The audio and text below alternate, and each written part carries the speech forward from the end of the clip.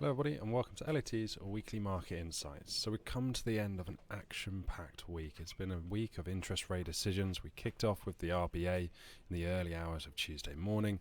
We then rolled in, of course, into the Fed Wednesday evening and the Bank of England. Yesterday now, for updates on those, please do see some of our other videos already posted this week, some market insights, and of course the reaction to some of those high-impact data releases. So as we rolled into Friday, all attention shifted towards non-farm payrolls. Total number of new jobs created, excluding the agricultural sector. And that came out at 1:30, an hour ahead of the US Open. An eagerly anticipated figure this week, although slightly overshadowed, of course, by some of the rate decisions that have come out, and of course the volatility that we've also seen in the markets. Now the headline figure today, NFP coming out of 428,000. That's a beat on expectation of 391 and bang in line with expectation from the previous month. However, the average hourly earnings and the unemployment rates are miss on expectation. Average hourly earnings down to spot 3% versus expectation of spot 4%, so twice a reduction from the previous month.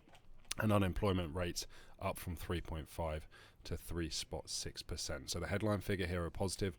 Initial knee-jerk reaction was for positivity. We saw a lift and a move higher in the S&P 500 before failing in and around the round number, sort of 4150. And now we've immediately seen the markets correct. And that real battle and struggle the indices markets here being felt in full force. As we come across the charts now, we can just see the volatility on the hourly chart, the S&P here in the top left that we've seen from a more dovish FOMC and Jerome Powell on Wednesday night.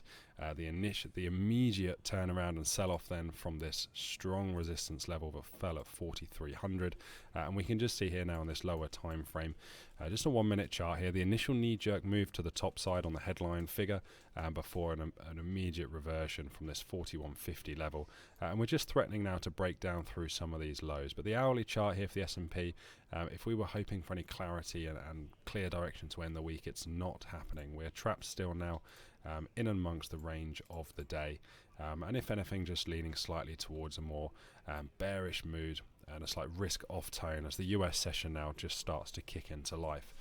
On the flip side of that, we've seen real strength in euro today. We've had a plethora of ECB committee members, all with hawkish stances today, looking to push towards rate, a more hawkish tone and rate increases into June and July. And that's done nothing but support the move we saw off the back of some sterling weakness yesterday from the BOE. So euro sterling, once again, we reviewed in one of our previous videos this week, so please do watch that for an update on the moves and the rationale for this move higher in euro sterling.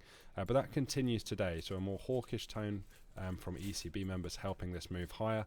The same for euro dollar. We've seen a slight move higher over the course of the European session, but again, we remain largely trapped within this range, and it would appear we're going to close this action-packed week with a little bit of indecision and a little bit of clarity. It's just these indice markets here now which are starting to take sort of the front runner here and move lower, breaking down through some of these lows. And we can just see the low now, the low from Thursday just being tested and threatened to be broken. Now, of course, the big move here for the S&P 500, we need to come to a slightly higher time frame. We have been juggling with this low. Okay, this is the low from back in February. It is a big, significant support level. We have been down here multiple times. Last week, we closed right at the level. This week, we're just popping our head down below. And we'll be looking to see if we can get a close down through these lows in particular. Eyes towards this low here. This is the weekly low from back in the middle of February. If we can close down below this, certainly this looks more likely for a bit of a larger move lower. 4,000, of course, round number sat just down below.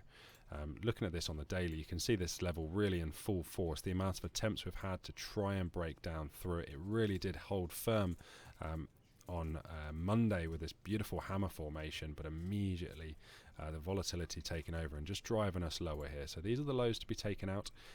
Would certainly indicate a much larger sort of capitulation here of these indice markets, and the technical levels also suggesting that the case. Okay, we previously discussed the fact we've seen this strong resistance level building. Each time we've come off this level, we've done it with more and more aggression.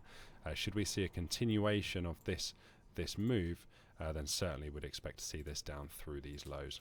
But a big big couple of hours here now, big US session to wrap the week up. If we can see ourselves through these lows and close, then certainly things start to look slightly more ominous. For now, this level's still holding, although the sell-off here, you can see just picking up pace, gathering pace here, as we are now 7-8 minutes into the US session. So an unfamiliar story in the currency markets. Okay, we've seen dollar weakness through the course of today, just off the back of a bit more euro strength. Will be very interesting to see now with indice markets moving lower and that risk-off tone.